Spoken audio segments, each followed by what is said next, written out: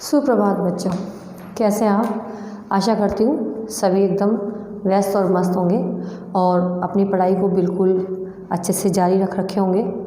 तो बच्चों, हमने कक्षा 8 की जो अपनी ऑनलाइन क्लासेस थी उसमें पहले हम एक पार्ट पढ़ चुके हैं, जो कविता थी पिछले वीडियो में, जिसका नाम था ध्वनि, जिसका शीर्षक इस प्रकार था, अभी ना होगा मेरा अंत।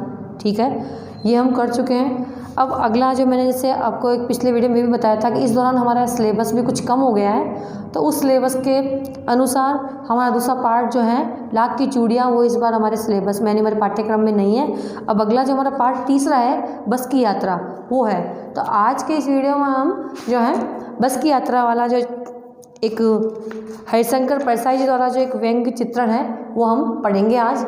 ठीक है, तो आप सभी अपनी पुस्तक लेकर बैठें और ध्यान से इस पाठ को पढ़िए। ठीक है, बस की यात्रा पार्ट 3।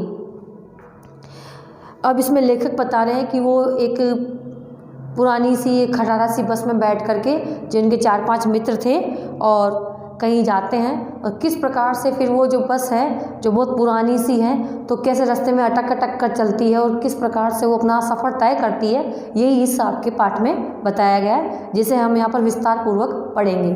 ठीक है, हम 5 मित्रों ने तय किया कि शाम 4 बजे की बस से चलें। पन्ना से इसी कंपनी की बस सतना के लिए घंटे भर बाद मिलती है, जो जबलपुर की ट्रेन मिला देती है। ठीक है, ये जबलपुर के आसपास के छोटे मोटे गांव हैं, वहाँ की घटना है, तो वहाँ के बता रहे हैं। सुबह घर पहुँच जाएंगे।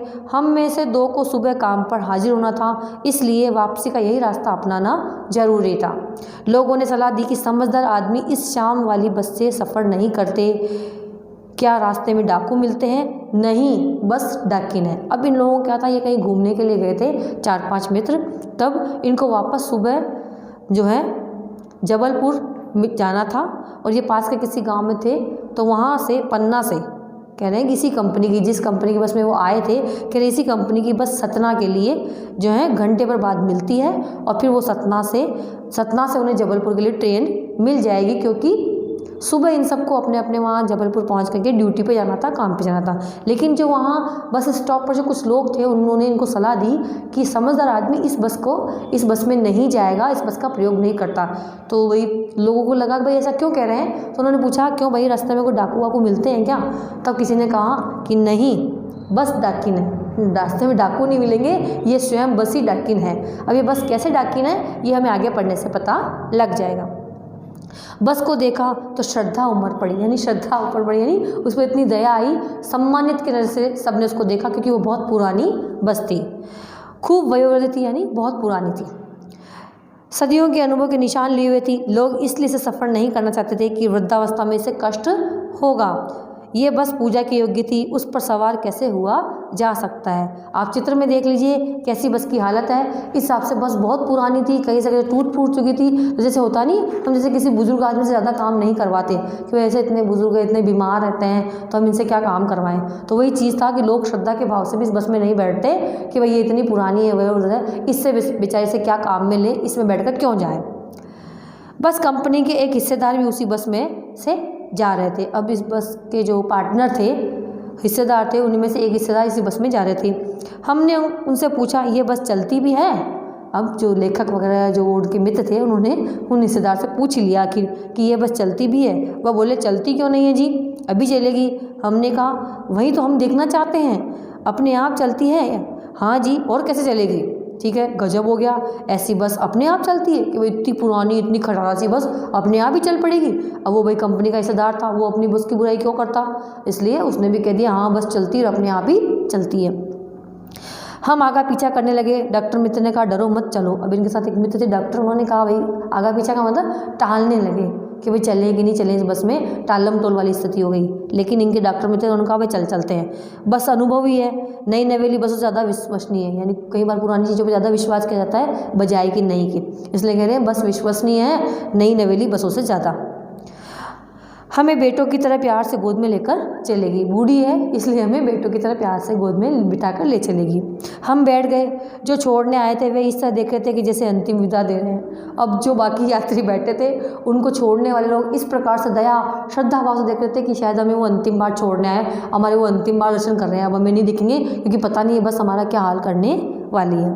उनके आगे कह रही थी, आना जाना तो लगा ही रहता है, आया है सो जाएगा राजा रंग का फ़कीर। आदमी को कूच करने के लिए एक निमित्त चाहिए। यानी कि वो जो विदा करने वाले थे ऐसा लग रहा था उनकी आंखों में ऐसे भाव है, लेखक को लग रहा है, लेखक को ऐसा लग रहा है कि जो छोड़ने आए थे उनके आंखों में ये लग रहा था कि जैसे भाई आना जाना तो दुनिया में लगा ही रहता है, एक न एक दिन तो मरना ही है इंसान को। ठीक है, यहाँ जो आएगा एक दिन उसको जाना ही पड़ेगा, चाहे वो राजा हो, रंग हो या फ़कीर हो। ठीक है, तो और आदमी को जाने के लिए एक निमित्त मात्र यानी कारण तो होना ही चाहिए दुनिया जाने का, तो यही कारण से ही बस का ही। ठीक है, इंजन सचमुच स्टार्ट हो गया, ऐसा जैसे सारी बस ही इंजन है और हम इंजन के भीतर बैठे हैं। कांच बहुत कम बचे थे, जो बचे थे उनसे हमें बचना था। हम फ़ौरन खिड़की से दूर सरक गए। इंजन चल रहा था, हमें लग रहा था कि हमारी सीट के नीचे इंजन है। मतलब गाड़ी पुरानी थी तो देखने वाली बात है कि जब जैसे गाड़ी स्टार्ट हुई तो उसका इंजन इतना ज़्यादा शोर कर रहा था, इतना तेज़ से आवाज़ करके चला था, तो लेखक कह रहे हैं हमें लगा जैसे मतलब गाड़ी में इंजन चल रहा, हम इंजन में ही बैठे हैं या हमारी सीट के नीचे ही इंजन है, इतना शोर कर रहा था। और गाड़ी में जो शीशे थे खिड़कियों में, वो शीशे काफ़ी कुछ टूट चुके थे और जो बचे थे उनसे हमें बचना था। इसलिए लेखक वगैरह सब खिड़कियों से थोड़े दूर दूर सरक कर बैठ गए। लेकिन इंजन की इतनी आवाज़ थी, ऐसा लगा था उनकी सीट के नीचे ही इंजन रखा हो। बस सचमुच चल पड़ी और हमें लगा कि अब गांधी जी के असहयोग और संविदा वैज्ञानिक के वक्त अवश्य जवान रही होगी। अब बस चल पड़ी तो कह रहे हैं कि हो सकता है कि इस समय ऐसा लगा था कि जैसे गांधी जी का असहयोग आंदोलन भी चल पड़ा था और संविदा वैज्ञानिक आंदोलन भी चल पड़ा था, तो उस समय जो चला था तो उस समय की बस होगी, शायद उस दौर की बस होगी, ये उस समय जवान रही होगी। उसे ट्रेनिंग मिल चुकी थी, हर हिस्सा दूसरे के असहयोग कर रहा था। पूरी बस सविनय अवज्ञा आंदोलन के दौर से गुजर रही थी। सीट का बॉडी से असहयोग चल रहा था। कभी लगता सीट बॉडी को छोड़कर आगे निकल गई है, कभी लगता कि सीट को छोड़कर बॉडी आगे भागी जा रही है। 8-10 मील चलने पर सारे भेदभाव मिट गए। ये समझ में नहीं आता था कि सीट पर हम बैठे हैं या सीट हम पर बैठी है। नहीं, ये कंडीशन हो गई थी, सीटें भी सब खुली पड़ी थी। जैसे बस चलती ब्रेक लगता तो सीट सहित अगला आदमी नीचे आके गिर जाए, यानी सीटें पूरी उखड़ी हुई थी। कभी तेज़ रफ्तार से चलती गाड़ी तो सीट से आदमी फिसल के आगे आ रहा है, कभी सीट नीचे गिर रही है, कभी आदमी नीचे गिर रहा है। तो लेखक कह रहे हैं 8-10 किलोमीटर चलने के बाद में तो पूरा सारी स्थिति साफ और स्पष्ट हो चुकी थी कि बस की क्या कंडीशन है, क्या स्थिति है। एकाएक बस रुक गई। मालूम हुआ कि पेट्रोल की टंकी में छेद हो गया है। ड्राइवर ने बाल्टी में पेट्रोल निकालकर उसे बगल में रखा और नली डालकर इंजन में भेजने लगा। अब क्या हुआ कि एकाएक जो थी वह बस रुक गई, और किस कारण से कि भाई पेट्रोल की टंकी में छेद हो गया और सारा पेट्रोल निकल गया। तो बेचारा ड्राइवर क्या कर रहा है, देखो किस तरीके से इसमें जुगाड़ किए जा रहे हैं, अपनी भाषा में कहें जुगाड़। ड्राइवर ने बाल्टी में पेट्रोल निकाल कर उसे बगल में रखा और नली डालकर इंजन में भेजने लगा। अब मैं उम्मीद कर रहा था कि थोड़ी देर बाद बस कंपनी के हिस्सेदार इंजन को निकाल कर गोद में रख लेंगे और उसे नली से पेट्रोल पिलाएंगे, जैसे माँ बच्चे के मुँह में दूध की शीशी लगाती है। थोड़ी देर बाद में अभी जो हिस्सेदार है वो इंजन को बाहर निकाल के अपनी गोद में ही रख लेंगे और इसमें थोड़ा थोड़ा पेट्रोल डालते चलेंगे, जैसे एक माँ अपने बच्चे को दूध पिलाती है। ऐसी बस की कंडीशन थी। बस की रफ्तार अब 15-20 मील हो गई थी। मुझे उसके किसी हिस्से पर भरोसा नहीं था। ब्रेक फेल हो सकता है, स्टीयरिंग टूट सकता है। प्रकृति के दृश्य बहुत लुभावने थे। दोनों तरफ हरे भरे पेड़ थे जिन पर पक्षी बैठे थे। मैं हर पेड़ को अपना दुश्मन समझ रहा था। क्यों समझ रहा था? क्योंकि जैसे ही पेड़ नज़दीक आता लग रहा था कि जैसे ये नहीं हो बस जाके उस पेड़ से टकरा जाए और कुछ दुर्घटना हो जाए। इसलिए कह रहे लेखक यहाँ पे कि मैं हर पेड़ को अपना दुश्मन समझ रहा था। जो भी पेड़ आता डर लगता कि इससे बस टकराएगी, वह निकल जाता तो दूसरे पेड़ का इंतजार करता। झील दिखती तो सोचता कि इसमें बस गोता लगा जाएगी। जैसे झील आती तो सब बैठे यात्रियों को सबको लग रहा है ये नहीं हो बस जाके झील में कूद जाए और सब डूब जाए। एकाएक फिर बस रुकी। ड्राइवर ने तरह तरह की तरकीबें की पर वह नहीं चली। सविनय अवज्ञा आंदोलन शुरू हो गया था। कंपनी के हिस्सेदार कह रहे थे बस तो फर्स्ट क्लास है जी, ये तो इत्तेफाक की बात है। अब जो बस के जो पार्टनर थे हिस्सेदार वो तो बस की तारीफ करेंगे, उसकी गलती क्यों बताएंगे। क्षीण चांदनी में वृक्षों की छाया के नीचे वह बस बड़ी दयनीय लग रही थी। लगता जैसे कोई वृद्धा रुक थक कर बैठ गई हो। हमें ग्लानि हो रही थी कि बेचारी पर लद कर हम चले आ रहे हैं। अगर इसका प्राणांत हो गया तो इस वियावान में हमें इसकी अंत्येष्टि करनी पड़ेगी, यानी इसका अंतिम संस्कार करना पड़ेगा। हिस्सेदार साहब ने इंजन खोला, खूब सुधारा, बस आगे चली। उसकी चाल और कम हो गई थी, धीरे धीरे वृद्धा की आंखों की ज्योति जाने लगी, यानी उसकी जो हेडलाइट थी वो भी कमज़ोर हो गई थी, उससे भी रोशनी कम दिखाई देती। चांदनी में रास्ता टटोर टटोर कर रेंग रही थी। आगे या पीछे से कोई गाड़ी आती दिखती तो एकदम किनारे खड़ी होती, कहती निकल जाओ बेटी, अपनी तो वह उम्र ही नहीं रही। यानी कि बस जैसे ही इतनी धीमी रोशनी हो गई थी और इतनी धीरे चलने लग गई थी कि अब तो जो भी बस उस सड़क पर, उस रास्ते पे कोई और बस आती तो ये बस बेचारी साइड में खड़ी हो जाती है, उसको रास्ता दे देती और कहती है भाई मैं तो बूढ़ी हो गई हूँ, तुम जवान हो, तुम निकल जाओ, हमारी तो उम्र नहीं रही। एक पुलिया के ऊपर पहुंचे ही थे कि एक टायर फिस से करके बैठ गया। वह बहुत ज़ोर से हिलकर थम गई, अगर स्पीड में होती तो उछलकर नाले में गिर जाती।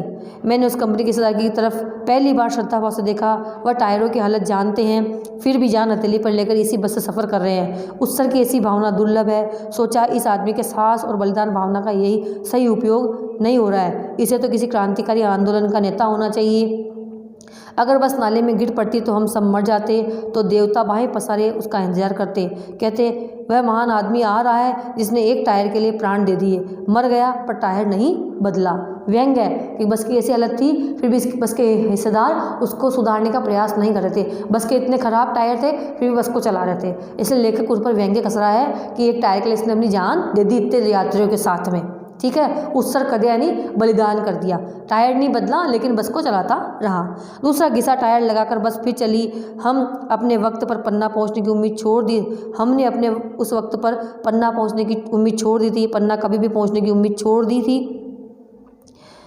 पन्ना क्या, कहीं भी कभी भी पहुंचने की उम्मीद छोड़ दी, यानी इतने हताश हो गए थे बस को देख के कि बस कभी भी दुर्घटना कर सकती है, हम लोग मर सकते हैं। तो लेखक कह रहा पन्ना ही क्या, हमने तो कहीं भी पहुंचने की उम्मीद छोड़ दी थी। लगता था जिंदगी इसी बस में गुजारनी है और इसे सीधे उस लोक को प्रयाण कर जाना है। इस पृथ्वी पर उसकी कोई मंजिल नहीं है। हमारी बेताबी तनाव खत्म हो गए। हम बड़े इत्मीनान से घर की तरह बैठ गए। चिंता जाती रही, हंसी मजाक चालू हो गया। यानी पहले शुरुआत में तो लेखक कह रहे हैं कि हमें बड़ी चिंता थी कि क्या होगा क्या होगा, लेकिन जैसे हमने पूरी परिस्थिति जान ली, भांप ली, समझ ली, तो उसके बाद हम भी निश्चिंत हो गए कि भाई अब तो क्या पता, पन्ना क्या, हम तो कहीं भी पहुंच सकते हैं या कहीं नहीं भी पहुंचे, या उस लोग भी पहुंच जाए, परलोक भी पहुंच जाए। तो इस कारण से यहाँ पर लेखक कह रहे हैं कि इसका हम कोई विश्वास नहीं कर सकते थे कि क्या होगा, लेकिन अब हम निश्चिंत हो गए थे कि जो होगा हमने ऊपर वाले पे छोड़कर निश्चिंत जैसे घर में बैठते हैं, फिर आराम से बैठ गए और बिल्कुल आराम से हंसी मजाक के साथ फिर उस सफ़र को तय किया। फिर हमारे पर ये नहीं था कि हम कब पहुँचेंगे, कहाँ पहुँचेंगे। इस प्रकार की सारी दुविधाएँ, सारी जो चिंताएँ थी उन्होंने त्याग दी और इस प्रकार से बस की यात्रा हुई। ठीक है, यहाँ हमारा जो ये पाठ है पूरा होता है। आशा करती हूँ समझ में आएगा। ये एक व्यंग्य था कि किस प्रकार एक खटारा बस में कैसे सफ़र किया था और किस किस प्रकार के उन्होंने बीच में जो स्थितियाँ देखी थी। ठीक है, तो अब आपके इस पाठ के बाद में इस वीडियो के साथ ही हम आपको जो है इस पाठ के जो प्रश्न उत्तर हैं उसके भी फ़ोटोज़ आपको भेज देंगे। आशा करती हूँ आप पाठ को एक बार वापस दोहराएंगे, इसको वापस पढ़ेंगे और इसके जो प्रश्न उत्तर हैं वो कॉपी में अपनी साफ सुथरी राइटिंग में लिखेंगे। ठीक है, धन्यवाद बच्चों।